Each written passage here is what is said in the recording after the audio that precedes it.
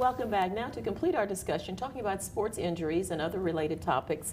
Joining me again, Dr. Steve Huang. You are with OU School of Community Medicine here. You're an assistant professor as well in the sports medicine division. Let's jump in. Time's never ever, my friend. Now I want to focus this segment on looking at runners and the types of injuries that runners tend to have, which are probably more of the lower body, the legs and the ankles and the feet. So start me off with one of the most common injuries. Okay.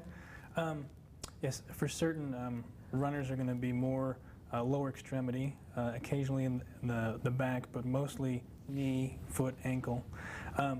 Some of the things that we see are something called patellofemoral syndrome, which is kind of a maltracking problem of the knee.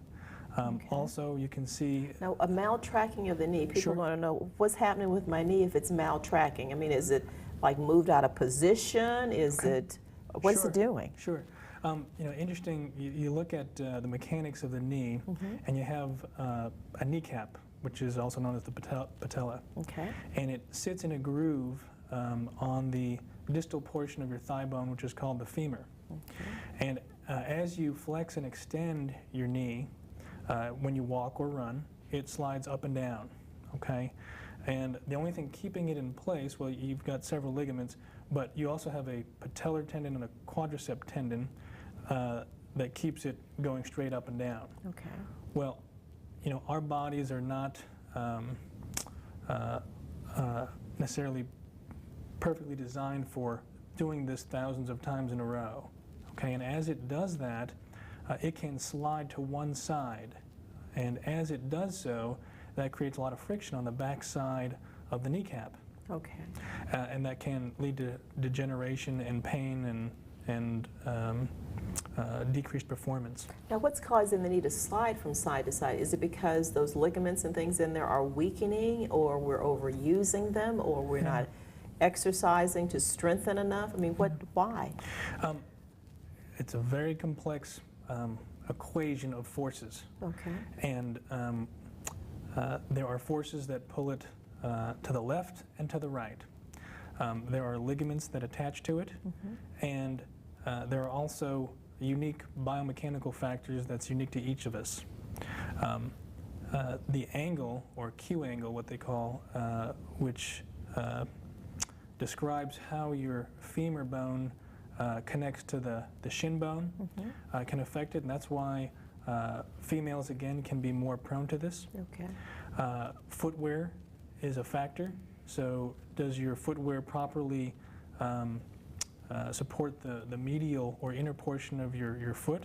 And then strength. So how strong is the inner portion or medial part of your quadricep muscle? So as all these forces interplay, your kneecap can be stable or unstable. Okay, so the exercising to try to strengthen sounds like that's an important part, although there are other things. And you mentioned shoe wear. Sure. Especially for our youth, sometimes they'll put on any type of tennis shoe and do any type of activity. Sure. But they should be paying attention to the type of shoe they're actually acquiring based on the type of activity? Yes, and it also depends on the alignment of their foot. So all of our feet are different, and some of us have flatter feet than others. Some of us have very high arches. And depending on that, you know, we might recommend that a shoe insert be placed into their shoe, which would be a full-length arch support.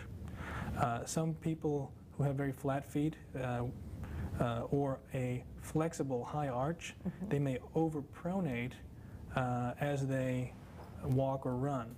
And for those people, we may want to support their arch with something inside their shoe. Okay, well, let's say especially for young kids, when parents are getting them involved in these kinds of sports and running, should they come to a sports medicine physician to get their child's foot analyzed? Because, I mean, how do we know what kind of foot they have and what kind of shoe they should get? I mean, what should we do? Sure. I think it would be hard to say that everyone who's going to start exercising needs to come to see us.